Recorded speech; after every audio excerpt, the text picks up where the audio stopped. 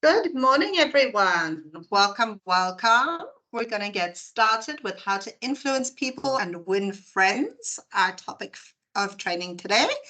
I hope you guys are all excited. I'm sure there are going to be a few late stragglers, so we will admit them as they join. For those of you who have been in our last two trainings, we've looked at the self quite intensely.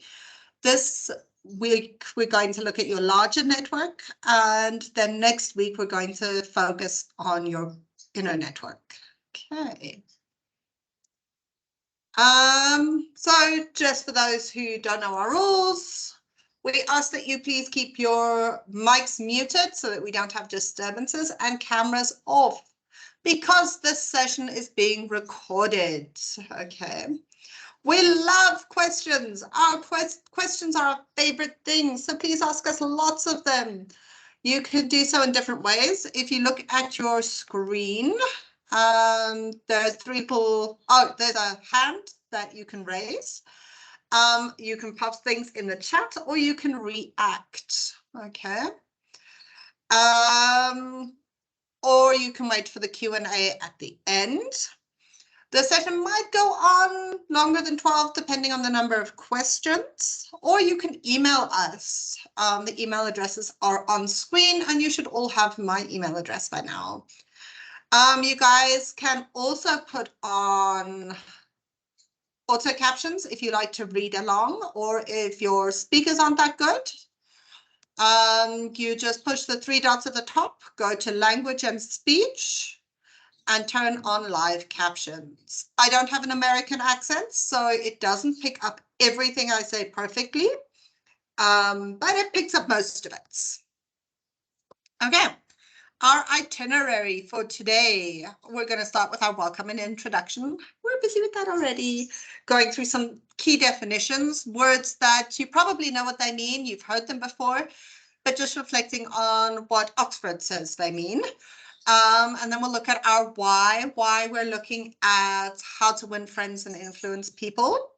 Then we're going to look at 6 different acts that you can do to win friends and influence people.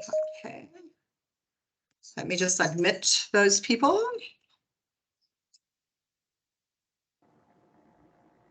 Welcome, Miriam. Welcome, Dafa. Thank you. If we can just ask you guys to mute, we've already started. Thank you. All right, so our definitions.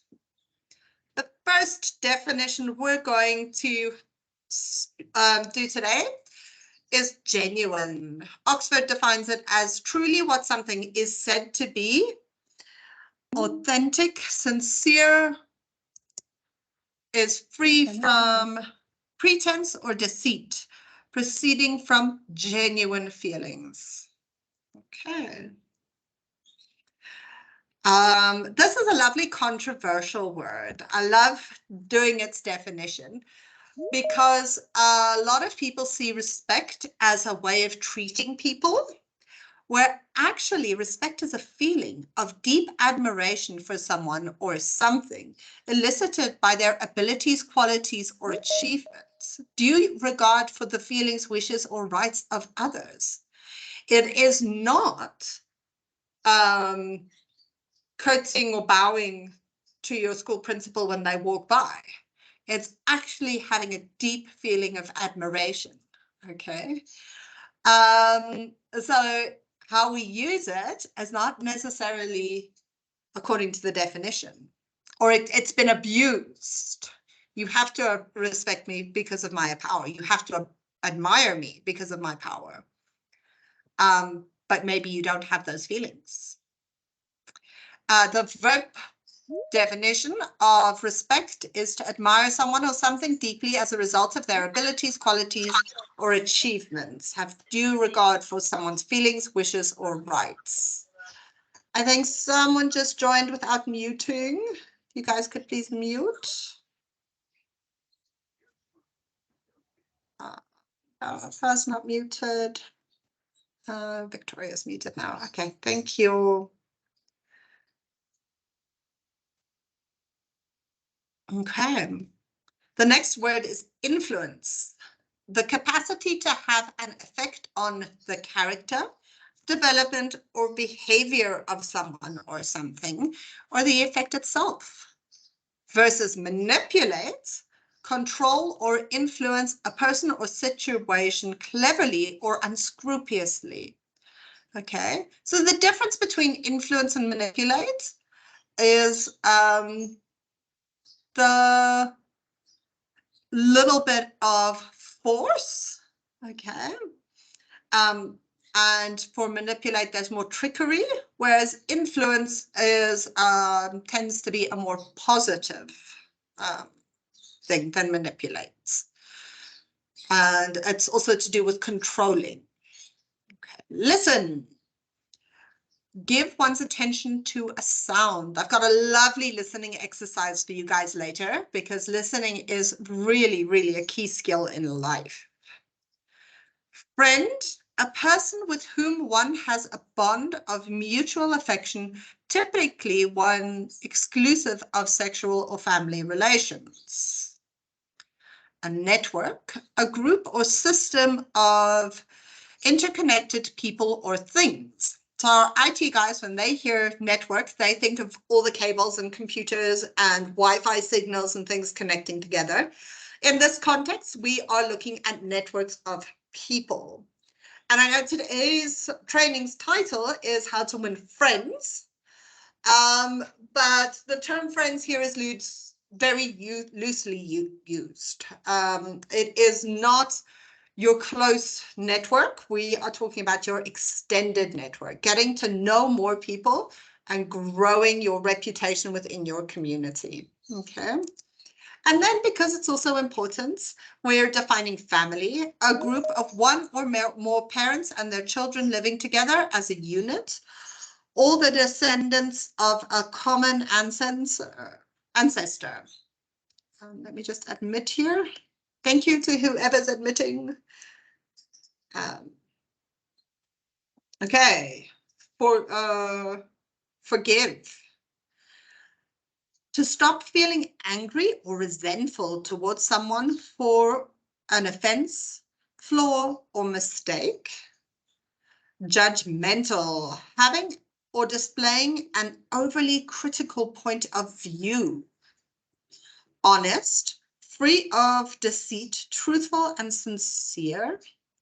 Beliefs and acceptance that something exists or is true, especially one without proof. It's really important to check your beliefs, okay? Know what they are, accept them for what they are. We all believe things without evidence that they're true, okay? I tend to believe in the good nature of people. Even though not all people are good, I am way too trusting, and I have gotten myself in trouble in the past for trusting people, believing people will be honest, okay? So that's one of my beliefs that I am aware of, and I've started to become cautious sometimes. Feel, okay, is a verb. Be aware of a person or object through touching or being touched, or experience an emotion or sensation. A feeling is an emotional state or reaction. That's a noun, as defined as a noun, when used as an adjective showing emotion or sensitivity. And of course, we have to define emotion. A strong feeling deriving from one's circumstances, mood, or relationship with others. So an emotion is just a strong feeling, okay? Empathy. What's really important, we're going to look at empathy and sympathy and the difference between the two. Empathy is the ability to understand and share the feelings of others, whereas sympathy is understanding between people, common feelings, feeling what the other person feels, okay?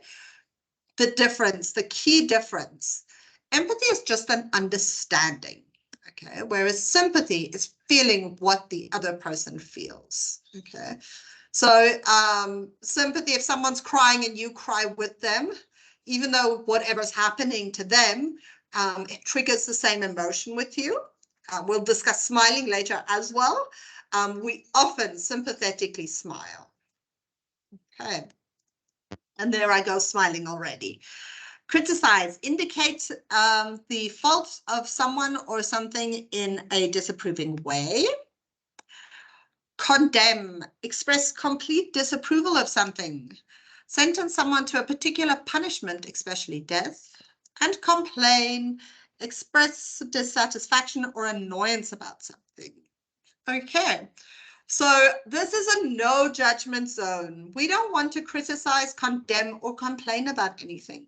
We're here to be open-minded and learn different things from different perspectives. So when you guys are sharing, please feel free and safe to do so. Do we have any questions on the definitions? Are we all good? I'm just checking the chat quickly. Can I get some thumbs up? Make sure you guys are concentrating.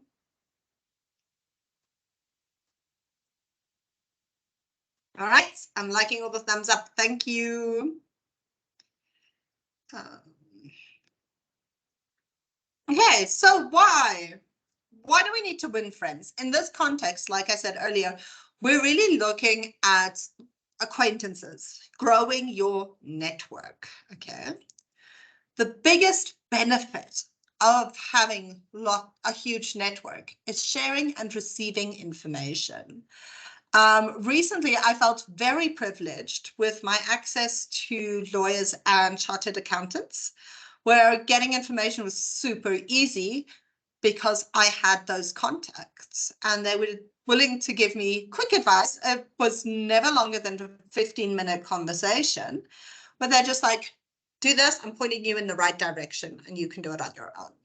And sometimes that sharing and receiving information is just what you need to succeed in life. Personal business growth. When you have more access to information, and we've seen that all around the world with the internet, you grow.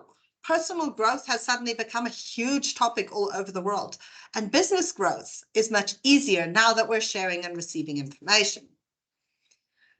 If people are more likely to innovate or be inspired when they have a bigger network. If you're sitting alone at home all the time, you're probably not innovating or feeling inspired. Okay? It's engagement with others that inspires. Engaging with other people encourages open minds. Okay, we'll be more likely to be open-minded when we speak to more different people, to get to know different perspectives. It boosts your confidence. If you know lots of people that you can contact and say, hi, can you just point me in the right direction with this? Can you help me out with this? Or a friend of mine needs help with this. Can you send me a contact for that? You feel more confident. People coming to you for your resources makes you feel more confident. Upward comparison encourages success. Now, I'm not talking about the toxic upward comparison, but seeing someone who's achieved what you want to achieve will encourage you to achieve that too. It'll be an inspiration, especially if they're vulnerable and share their failures with you. I always love our one audit manager. He shares his whole story, starting with his childhood where he stayed in a rural village and had to walk for an hour to school. And he studied by candlelight. And he, once he was in university, and he had to walk to university as well. So he went through lots of trials and tribulations throughout his career, and he inspires others through it. He's very awesome. So upward comparison can encourage success. More hands, light work. Okay. The more people you have in your network. For example, my kids' school is doing a knitting project to knit blankets for the underprivileged. And what I've done is I've contacted everyone I know who's into knitting and asked them just to make a little square. Okay. And if we have lots of little squares, 100 people making one square, which takes about like an hour to 2 hours, depending on your speed of knitting, my network has come together on top of the school's network. So all the other families are hopefully also doing the same. And then it'll be so much easier for the kids to get a blanket done. Okay. And say, wow, we finished this project. We have a network of people that can help us achieve our dream. Okay. More answers, less questions. Okay. When you're in a bigger network, finding answers is easier, and you'll have less questions to ask.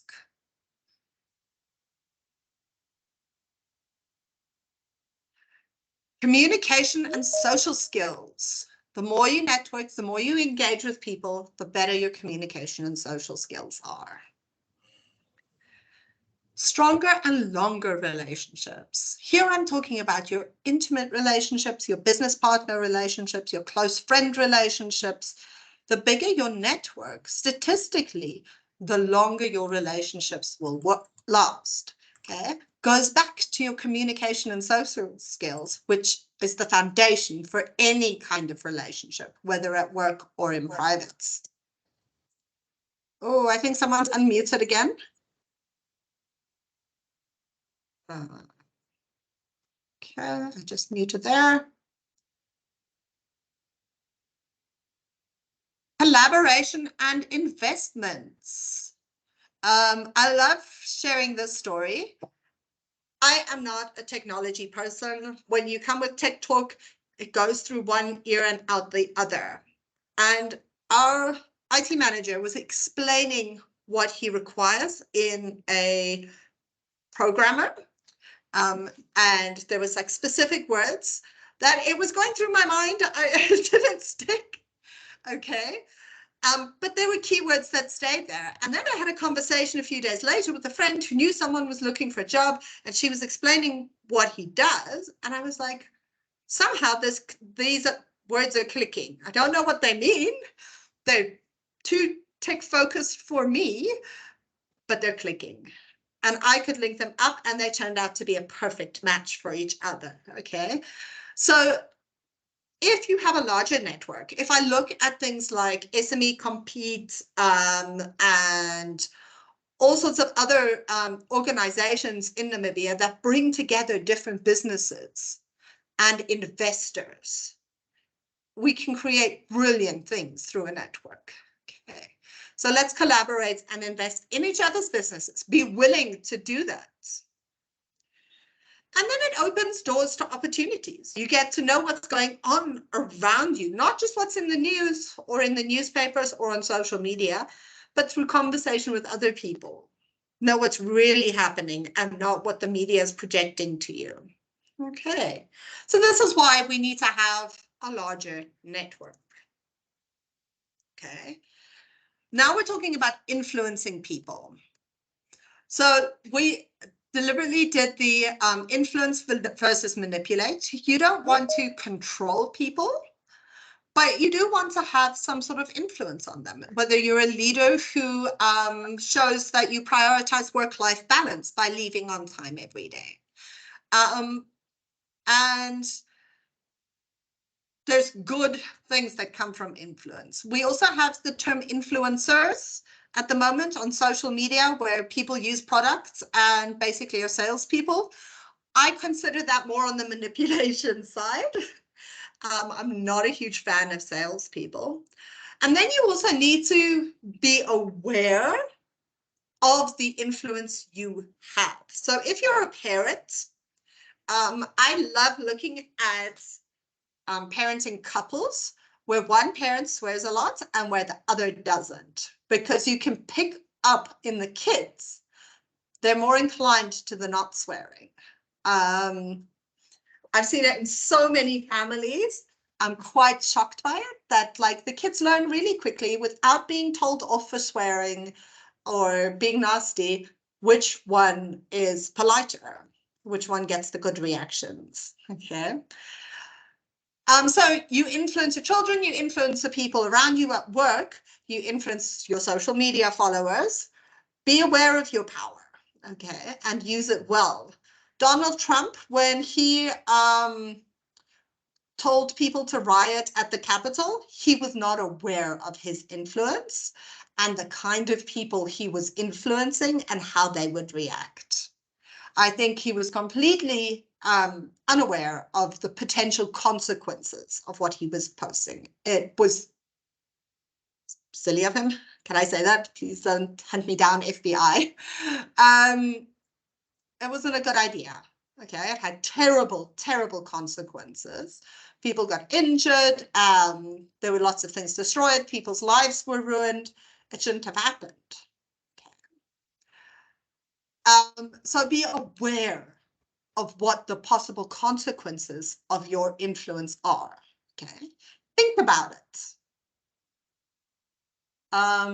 Parents, again, back to that example, often you see yourselves in your children, and we tend to focus as parents on the bad things, like, oh, she's got zero patience, or he's very irritable, or she's very aggressive, or all the negative things. Okay, make sure it's not your influence. Okay, work on your self-introspection. Okay, so why do we want to influence people? It strengthens our relationships. People who see you as influential or are inspired by you tend to trust you more and have a stronger relationship with you.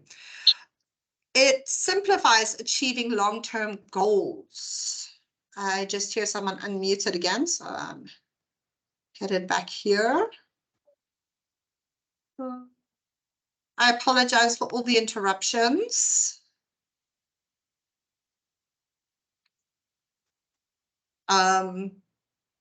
When you influence people, that will work with you towards your goals. So you're working as a team better.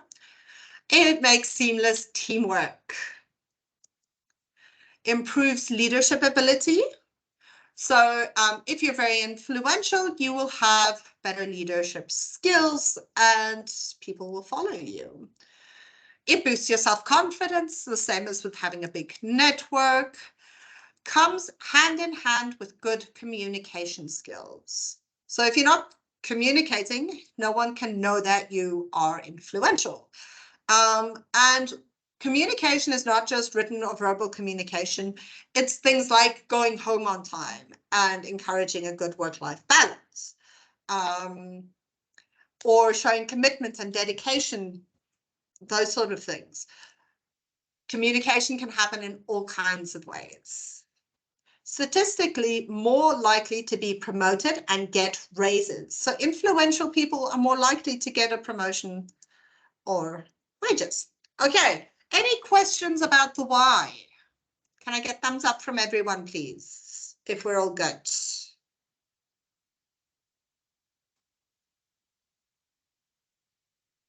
I'm seeing a hand raised. Is that a question or just a thumbs up? Okay, that was a thumbs up. Okay, on to our next section. Our first act. The first thing you can do to get people more interested in you is to show genuine interest in them. So how do we do it? What things can we do? Ask questions. Don't be overly annoying. Don't ask a million questions and unpack things completely. My favorite questions always surround why. Ask why. Why did you make that decision? Without being judgmental, remember? We don't want to judge anyone. Okay? Judgment is the cause of many silly wars. So let's avoid that. Get to know others. Get to know their inner thinking. We strongly encourage having close relationships in the workplace, getting to know other people's interests in your network, getting to know people out of the workplace so that your workplace relationship can be strengthened and be smoother. Repeat back what they have said. Okay, so this is also a listening tool. We'll talk more about it when we talk about listening. Talk in terms of their interests, not just your interests. If you overlap, yay! But to make people think that you like them, talk in terms of their interests. Sincerely make the other person feel important. I hear you. It is a lovely phrase that makes people calm down. Okay, so if you've got an angry person, go, I hear you. Okay, it works way better than please calm down, or take a deep breath, or just go, I hear you. Genuinely believe that others can have a different opinion to you and that you can live peacefully in a world together. So when it comes to religion, so that's one of the big topics, or politics, we can all have different opinions and we can all survive peacefully next to each other. We need to genuinely believe that, okay? And not believe that there is a right or a wrong when it comes to religion and politics, okay? Think win-win. When you're doing something with someone, how is it benefiting others and yourself? If one person is losing, whether yourself or the other person, then actually we're not winning, okay? We want win-win situations, okay? Know your beliefs, okay? Know the difference between a belief and a scientific fact. When it comes to religion and politics, most of the times it's beliefs and not scientific facts. But people argue it like it's scientific facts. It's really not worth it, okay? Be interested in their alternative opinion, okay? A lot of the time, we can't prove which one's right. Although inclusiveness and getting rid of racism, we can definitely prove that there's a right and wrong there. We don't want to create an apartheid or a Nazi government again. So if we see parties coming up like that, we have the evidence that those systems don't work. But most of our political parties are just about the same. One is, I'll give you free housing. One is, I will improve the job market. They all say the same thing. To me, in politics, it's the action you take. Are you actually doing what you're saying you're going to do? Anyway. No judgment for yourself as well as others. People watch you. When you're in a conversation, they're looking at you. And if you're judging yourself, okay, they fear you're going to judge them as well. Or they assume you're going to judge them, okay? So let's just leave the judgment out there. Believe that we all make mistakes and that it is okay. It is amazing when someone of power in an authority position goes, oops, I messed up. Okay, it's really brilliant. I have huge admiration for people in power who go, oops, I messed up. I'm sorry. That was not supposed to happen. Okay. Do not interrupt. When you're genuinely interested in someone else, you can't interrupt them. You need to let them give their full ideas. Listen to the whole story, okay? Don't be chirping in with your own stories. We'll talk much more about that when we get to listening. Perspective. All right, I love perspective, and I love the description of perspective as a pair of glasses, okay? You are born with one perspective. You grow up seeing the world one way. It is influenced by your teachers, your religious leaders, your community members, your aunts, uncles, your family members, anyone in your network, okay? But sometimes taking their pair of glasses and looking at things through their eyes is very insightful, okay? There's a saying, there is my view of a situation, your view of a situation, and the reality of the situation. Those are all three different perspectives, and you can have many, many more. Okay. Sympathy, show sympathy. Feel what other people feel. At the moment, the economy is just like crazy, and every time I go grocery shopping, I become more depressed about the prices of things just going up. At the moment, it used to be milk that was getting me down, and now it's chutney, okay? And I know I am very privileged in a management position. I am seriously privileged, okay? And I feel full sympathy to those who earn much less than me. So we really need to feel what others feel, okay? And that shows a genuine interest in others. When you're asking questions or investigating something or getting to know someone, start with questions that make them say yes, okay?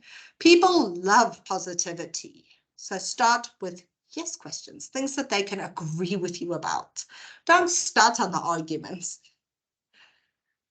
Share your own mistakes. Make yourself as vulnerable as them. Okay, this goes back to the respect that I spoke about earlier. We shouldn't just blindly show respect to a position. We should care about people, okay? And people who are vulnerable tend to gain more genuine respect than false respect. Ask open-ended questions, things that don't go yes, no, yes, no, yes, no. Open-ended questions lead to you understanding other people's thoughts better, their thinking patterns, and how they understand the world. So use open-ended questions. And finally, what makes them happy might not make you happy. All right. If you're generally interested in someone else, you need to show that you have that you're interested in their interests, despite the fact that it is not necessarily high priority for you. I am not a sports person. I don't watch any TV sports or live sports or anything like that.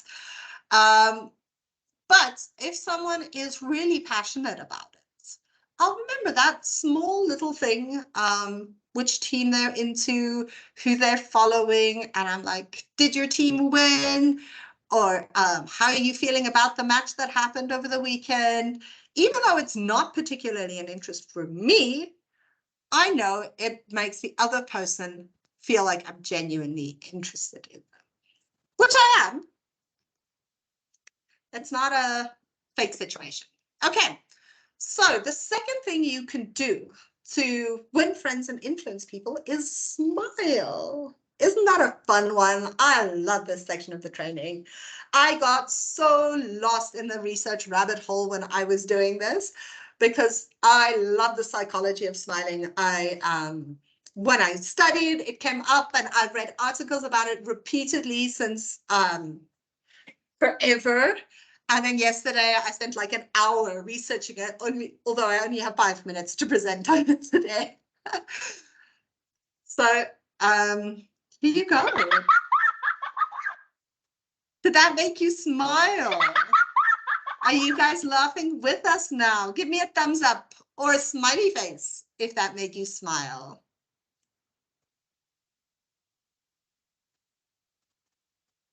I'm loving it.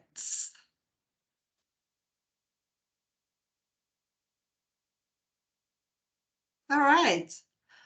So,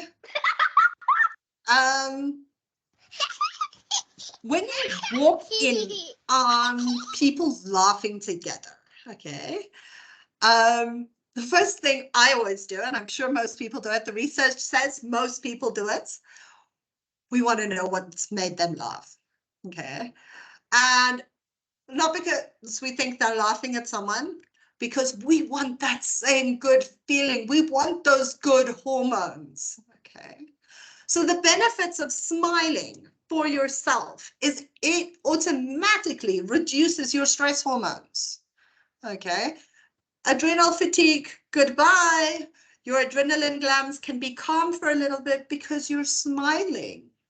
There's a whole branch of therapy called laughter therapy, where they induce genuine laughter, okay, just to calm your nervous system. It's brilliant. It's brilliant. Like, it just works on creating and managing your own hormones without taking pills or something like that to reduce stress. So I love laughing and smiling. It enhances your positive emotions. It makes you appear more approachable. So someone who smiles a lot will most likely get lots of questions. Okay. Smiles are more than just happiness. Okay. We can smile for sarcasm. We can smile for sad feelings. It's one of the things I've noted in myself when I am at a funeral or at any kind of sad, difficult situation. It's the first thing I do is I start smiling at everyone. And then I think to myself, okay, Nicole, you're wildly inappropriate, but it's just there and I'm smiling at everyone. And it helps me feel better. And I'm sure science says it helps others feel better too. They're little endorphin rewards for our brain. So every time we smile, we're saying, yay, brain. And we're giving our brain positive hormones and we're feeling better. Okay. So just smiling for yourself is awesome. Genuine smiles make you look more genuine. Okay. I know kids at the age from about 3, 4, till high school, they can perfect these fake smiles, like perfect Instagram smiles. My daughter's 8 and she already does Instagram smiles. She does not have Instagram, just by the way. My kids are not allowed social media, but they know all about it. And not even from me. They know it from their school friends who know it from their own accounts, some of them, and from their parents' accounts, which is, yeah, to each their own. Okay, so genuine smiles make you look more genuine. So we go back to Act 1, which is being more genuine, smiling genuinely, all those other benefits you get from there. Okay, when you smile, it reduces endorphins in others too, not just in yourself. Okay, so you smiling at someone gives other people a shot of feel-good hormones. Okay, they get a reward from you smiling. People are more willing to approach or trust you if you're smiling. Smiling creates a safe environment, a welcoming environment, a place where people hold space. Brains love mirroring others' behavior. So if someone's frowning, there's a strong chance that you will frown too. Okay, I look at cashiers when you get to the store and you give them a huge smile and a very friendly hello. Even if they're looking like they're in a grumpy mood, they will give you a hello back and maybe a little smile. So it's an amazing way of influencing other people's behavior, okay, and giving them that shot of endorphins. I hope you guys enjoyed sharing smiles with me. The third act is remembering names, the importance of names.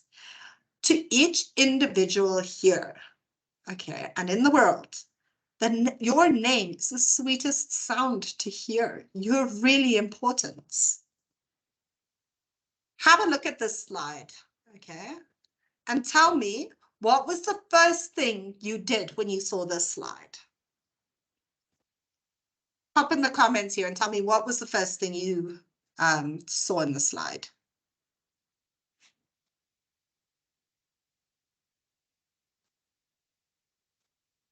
No comments? Can I have a sip of water while I wait for you guys?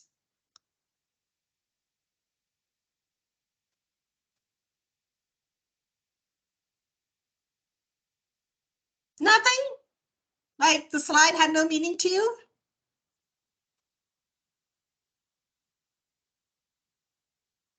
No one want to unmute and share?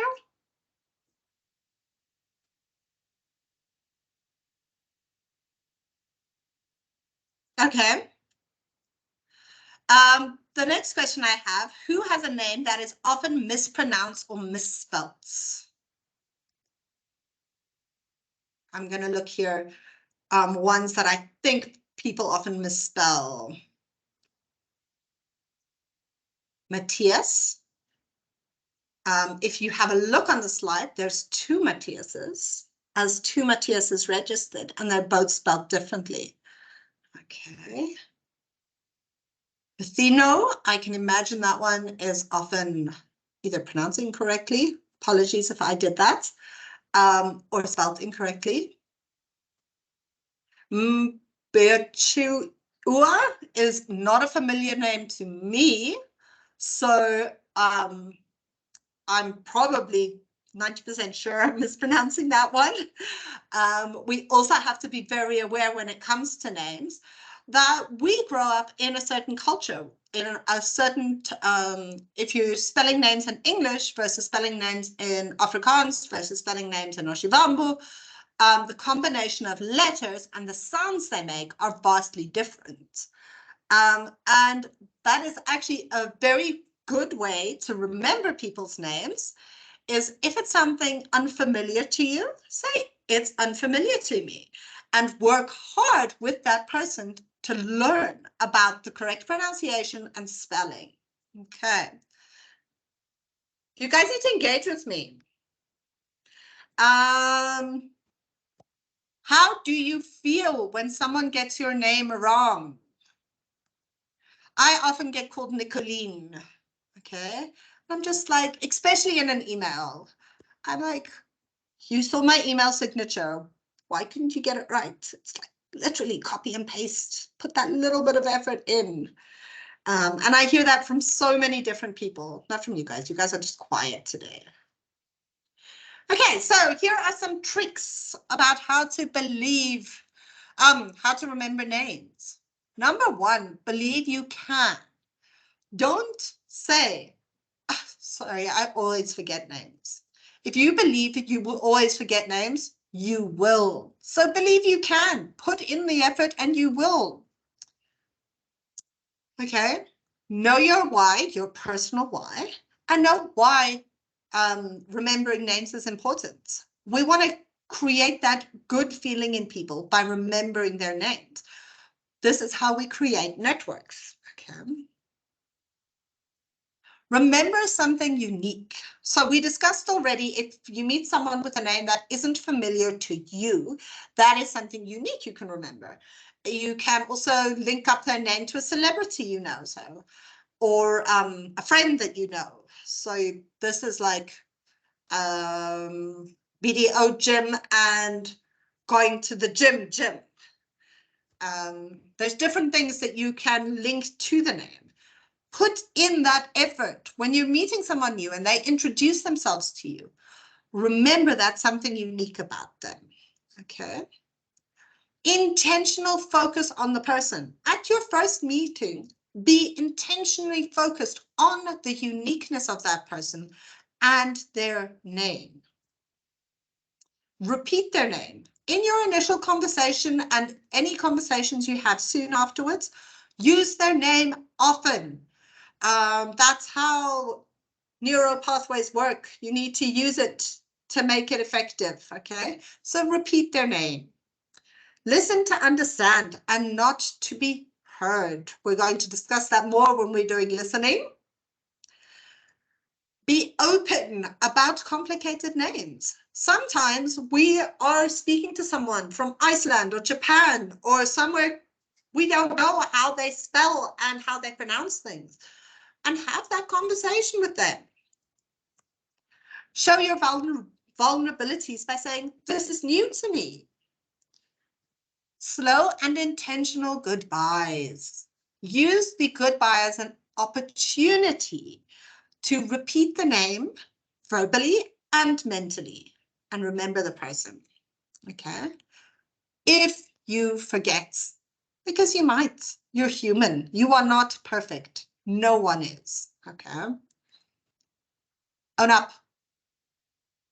Go to the person, go, oh, sorry, I forgot your name. I was working really hard on it, obviously not enough. I messed up. And remember, we are not perfect. So forgive yourself for making a mistake.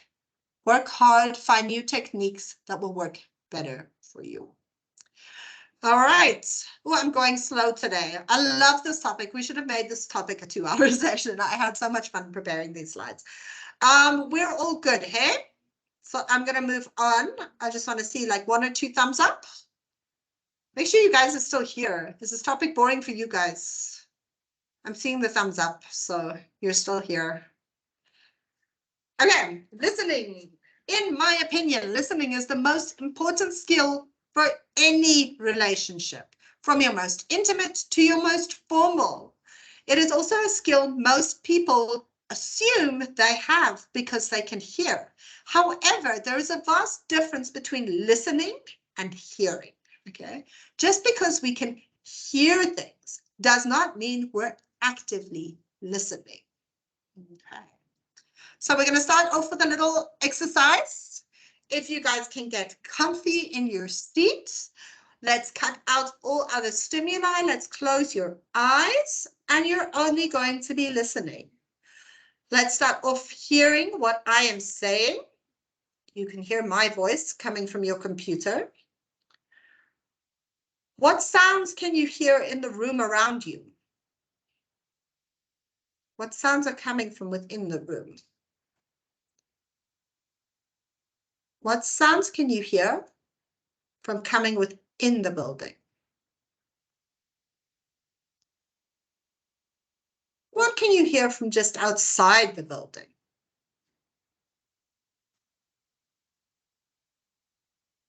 And what can you hear from far away? What loud noises are carrying to you? I want you to slowly come closer again. So take the noises from far away and then start listening to the ones closer by.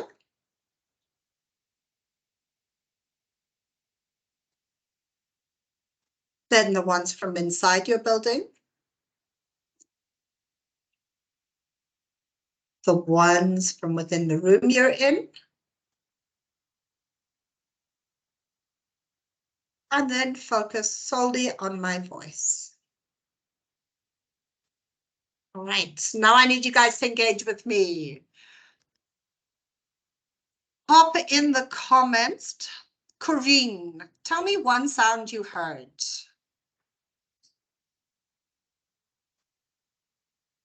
I'm specifically calling out names here. So Corinne, if you can tell me what sound you heard.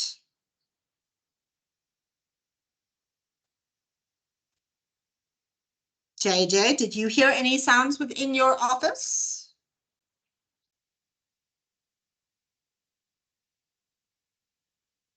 Lavina? No? Okay. You guys are too concentrated here today. So we actively need to pay attention to things to actually process them. Hearing is the sound reaching your ears. Listening is processing the sounds in our brain, okay? Here are some active listening skills that you can engage in to make people feel important. Okay. Listening is usually enough. People want to be heard. They don't necessarily want you to solve their problems unless they ask you directly to solve their problems. They just need to tell you things, okay? So listen to hear what they're saying and not to answer to them. Paraphrase. Say what they said to you in your own words to show that you actually paid attention to what they said. Judgment-free zone. I think we can't reinforce that enough. People will not talk to you if they feel judged by you, okay? So make sure you're listening in a judgment-free zone. Show empathy. I hear you. I hear you is a lovely tool. Positive body language. If you're sitting with your arms crossed and you're disengaged, you're not making eye contact, you're blindly staring at them. So it's like kind of awkward. Okay, don't do that. Positive body language, relaxed posture, open arms, direct, soft and gentle eye contact, taking occasional breaks, don't stare them out of their skin. And mirror their facial expressions. Like we said with the smiling, our brains are automatically set up to mirror others' feelings, okay? And that is a way of showing sympathy, feeling how the other person feels. Ask questions, ask open-ended questions so that you can understand the other person better and show that you want to engage in what they are talking about. Ask probing questions, okay, to get more details about what they are talking about, not to judge them. Take note of the small details. This is something Lizanne does exceptionally well. She will remember the tiniest thing that you mentioned once. You don't like peanuts, or you really, really don't like a specific color, or you really like a specific color. She will always remember those small details, and it makes people feel heard, okay? Verbal and non-verbal affirmations. Continuously show that you're listening by nodding. To confirm that you're still there and engaging with the person. Okay. Focus. Don't let the world distract you while you're listening to an important conversation. Okay. Don't let there be interruptions, other people interrupting you, or that your mind's thoughts interrupt you. Listen to understand. Okay. Why are you here listening to the person? Are you there to answer them? Then you're not listening. Okay. Then you're responding. But if you're listening to understand, then you are there purely to listen. And that makes a person feel heard and important. Allow the speaker to finish their thoughts. Okay. Some people take longer breaks than others. I'm one of those people. I'll say something and then I'll pause, and then people think I'm done. And like my thoughts and ideas are complete now. And they're not necessarily. So I need to work on my communication so that they understand that I'm still pausing to think and not pausing because, oh, that I'm not done. Okay. So it's a two-way street, listening, communicating. It's not just one way. And be the last to speak. If you are a leader in a team, okay, and you're looking for solutions, hear everyone's ideas, okay, without judgments, without wanting to respond, and without giving your solution. And then do a fair assessment of all the possible solutions. You can have your own solution that you suggest at the end, but know the power of your influence, okay? Because as the boss, most people will go, yeah, your idea is fine, because the boss is always right. We have that perception in society. But as a leader, you'll hear the other people's opinions first too. Okay. Then evaluate the conversation. When you're done with a conversation with anyone, reflect on it. What could I have done better? How could I have listened better? How could I have understood the person better? Okay. And then bring it up with the other person if you didn't get a message, didn't understand a message clearly. Okay, so then I'm going to run through these really quickly because we're running out of time. And they're fairly similar. So these two sections are focus on their interests. Sorry, I'm going to quickly click through these. And sincerely make others feel important. Okay, a lot of it is overlapped. So I'm going to go through this one and the next one really, really quickly. When others make mistakes, show them you know that they have it in them to try again. Have faith in them. Okay. Give the person a fine reputation to live up to. Belief first. If you don't believe something can happen, it will never happen. Give specific praise for an improvement, no matter how small. Always preserve their pride. Do not shame publicly, praise publicly. Ask questions instead of giving instructions. Honest praise and appreciation. Appeal to their highest moral principles. Everyone wants to be good, okay? Focus on the positive. Be sympathetic to their ideas and desires. Hear them. No interruptions. When you're focusing on their interests, don't allow other people to interrupt you. Don't allow your thoughts to interrupt you. Just focus on them, okay? Your time will come that you can be focused on. But when you're establishing a relationship with someone, make sure their time is also there. Know your beliefs and get to know theirs, okay? Accept them when they're different. Open-ended and probing questions, and do not resist the other person. If it is hard for you, find areas where you agree.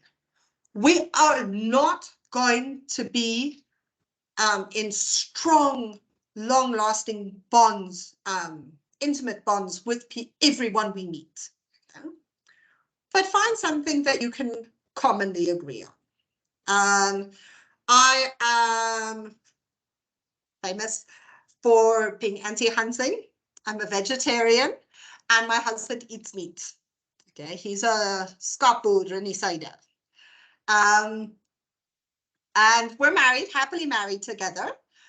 So you have to find your areas where you agree. We can be vastly different in the world and still have many commonalities that we enjoy together.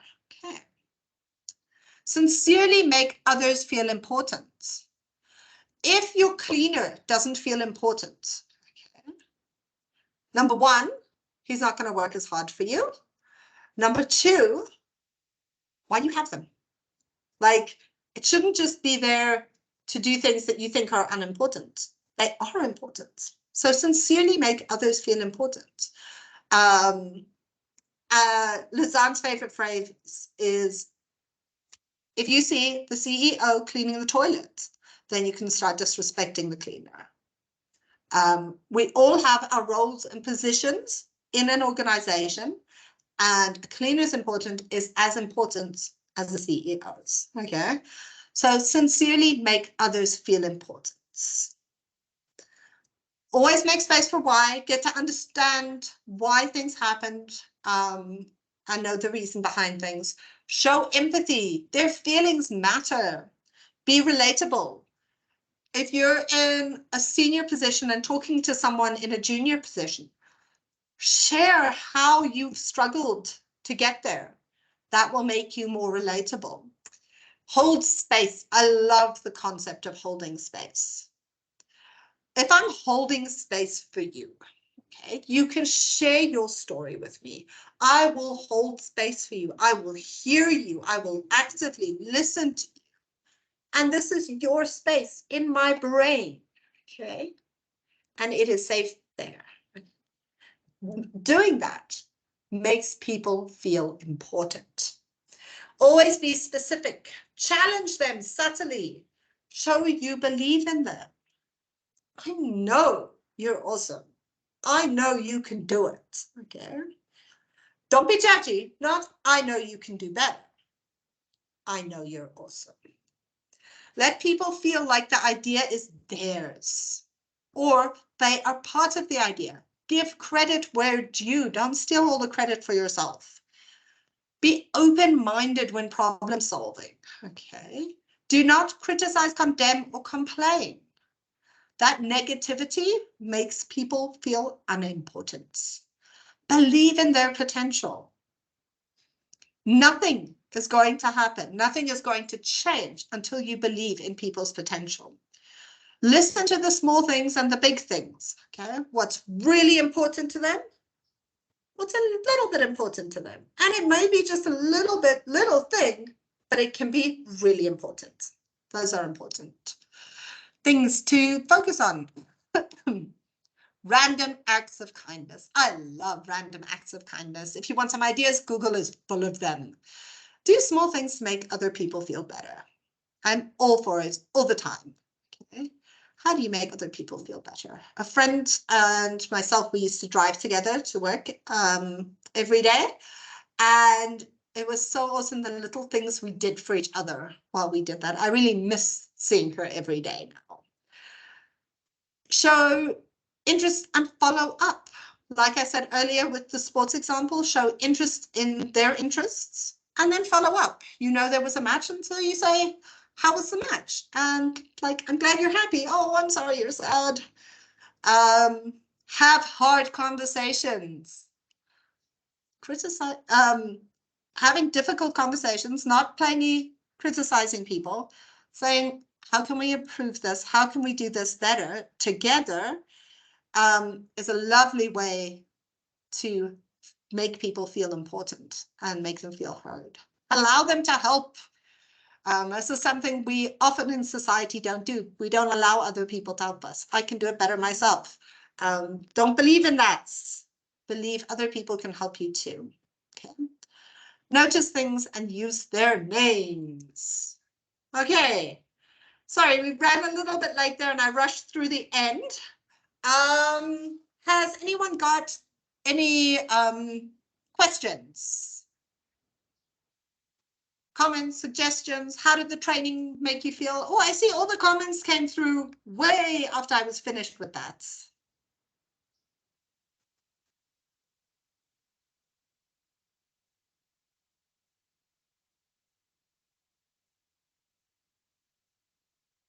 Okay, so you guys all looked for your names first. And yes, that is exactly what we do. The names are really, really important for us. And when it's misspelled, I love that there are two Matthiases who have different spelled names. So if you found the incorrect spelling first, which you'll pick up really quickly, you'll feel like, oh, she got it wrong. Okay.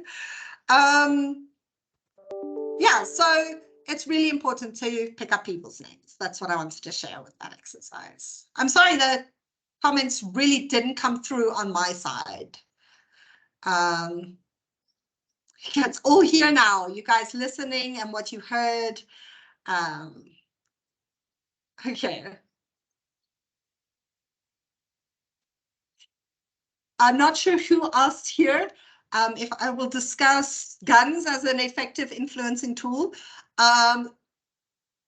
That's not manipulation. That is like way worse than manipulation. So using a gun as an influencing tool is not a good idea. Okay. Is everyone good? Can we end the session? Any questions, comments, suggestions? I hope they come through. If they don't, I'll send you guys private emails to answer them. I'm really sorry about that. It's very annoying.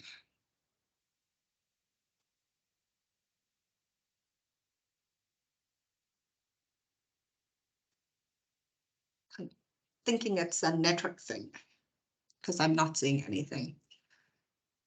So if I do get messages after the fact, I will respond to them privately. I'm sorry about that. Technology seems to be failing us here today. I hope you enjoyed the session, and feel free to send me an email with any questions, comments, ideas, and suggestions.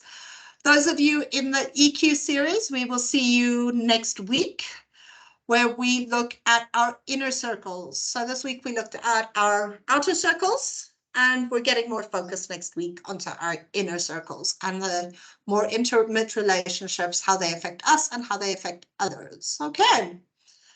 Thank you very much for everyone's time. I'm going to end the recording now. And as per usual, I will